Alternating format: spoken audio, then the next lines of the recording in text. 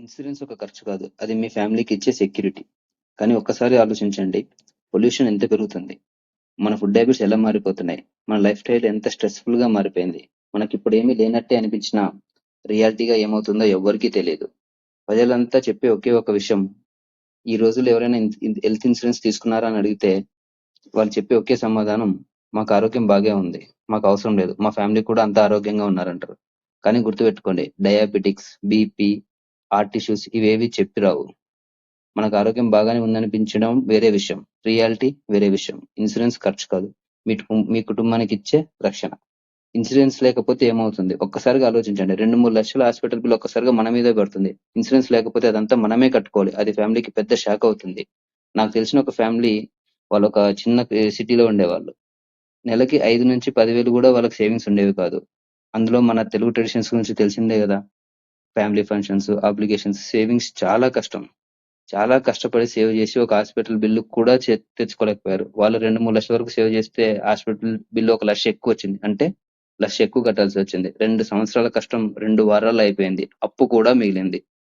అందుకే ఇన్సూరెన్స్ చాలా ముఖ్యం. హెల్త్ ఇన్సూరెన్స్ మరీ మరీ ముఖ్యం. ఎందుకు తొందరగా తీసుకోవాలంటే, ఒకటి ఏజ్ ఫ్యాక్టర్. మీ ఏజ్ పెరిగే కొద్దీ ప్రీమియం పెరుగుతుంది. యంగ్ ఏజ్‌లో తీసుకుంటే తక్కువ ప్రీమియానికి వస్తాయి. తర్వాత వెయిటింగ్ పీరియడ్. చాలా పాలిసీల్లో 1 సంవత్సరం జనరల్ వెయిటింగ్ పీరియడ్ ఉంటది. కొన్ని పాలిసీల్లో 2-3 సంవత్సరాలు ఫర్ స్పెసిఫిక్ డిసీజెస్‌కి ఉంటాయి. కొన్ని పాలిసీలో 4 సంవత్సరాలు కూడా ఉంటుంది. మీరు ఈ రోజు తీసుకుంటే ఈ రోజు నుంచే మీ వెయిటింగ్ పీరియడ్ స్టార్ట్ అయిపోతుంది. 2 సంవత్సరాల తర్వాత తీసుకుంటే మళ్ళీ కొత్తగా వెయిట్ చేయాలి. ఎంత తొందరగా తీసుకుంటే అంత తొందరగా కవర్ అవుతారు. తర్వాత కార్పొరేట్ ఇన్సూరెన్స్. మా కంపెనీ ఇన్సూరెన్స్ ఇస్తుంది అంటారు. ఒక్కసారి చెక్ చేసుకోండి. మీ పేరెంట్స్ కవర్ అవుతున్నారా? కవరేజ్ అమౌంట్ ఎంతుంది? ఒక ట్రీట్మెంట్ లిమిట్ ఏమైనా ఉందా? లేదా చాలా కంపెనీల్లో 1-2 లక్షల్లోనే ఆగిపోతుంటది. కొన్ని ట్రీట్మెంట్స్ కవరేజే కావు. అందుకే పర్సనల్ ఇన్సూరెన్స్ తప్పనిసరి. ఇది పెద్ద ఖర్చా అంటే, మనం చాలా ఫుడ్ బిల్స్ పెడుతుంటాం. సినిమాలకెళ్తుంటాం. ట్రిప్స్‌కెళ్తుంటాం. కానీ నెలకి 5,000-15,000 లోపే ఇయర్‌లో కడితే 10 లక్షల పాలిసీస్ కూడా అందుబాటులో ఉన్నాయి. ఇది పెద్ద ఖర్చు కాదు. ఒక స్మార్ట్ డెసిషన్ అవుతుంది. గుర్తుపెట్టుకోండి, నేను ఏ ఇన్సూరెన్స్ కంపెనీని ప్రమోట్ చేయడం లేదు. ఇది కేవలం మన వ్యూవర్స్ అవేర్‌నెస్ కోసం మాత్రమే. ఎక్కడైనా తీసుకోండి. ఏజెంట్ దగ్గరైనా సరే, ఆన్‌లైన్‌లో అయినా సరే. కానీ తీసుకోండి. ఇంకొక ముఖ్య విషయం.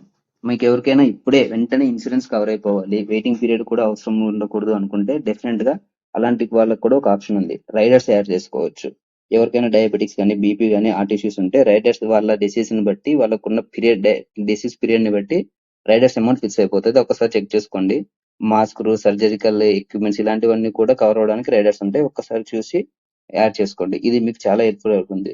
ఒక చిన్న ప్రీమియం ఒక పెద్ద భవిష్యత్తుని కాపాడుతుంది. గుర్తుపెట్టుకోండి, హాస్పిటల్ బిల్లు వచ్చే వరకు వేచి ఉండకండి. వెయిటింగ్ పీరియడ్ ఇప్పుడే ప్రారంభించుకోండి. మీకందరికీ మంచే జరుగుతుంది. Thanks for watching. ఇలాంటి మరిన్ని ఇంట్రెస్టింగ్ వీడియోస్ కోసం ప్లీజ్ సబ్స్క్రైబ్ అవర్ ఛానల్.